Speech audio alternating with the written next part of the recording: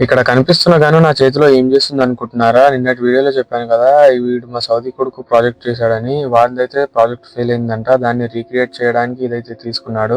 Hi guys, welcome back to my mini vlog. ఇంకా చాలా రోజుల తర్వాత నాకైతే ఎయిర్పోర్ట్ డ్యూటీ అయితే పడింది. చాలా రోజుల తర్వాత మా సార్ అయితే బయటికి వెళ్తున్నాడు. అలా అనేసి ఎయిర్పోర్ట్ లో ఆయనను వదిలేసి నేనైతే రిటర్న్ అయితే రూమ్ కి అయితే వెళ్ళిపోతున్నాను.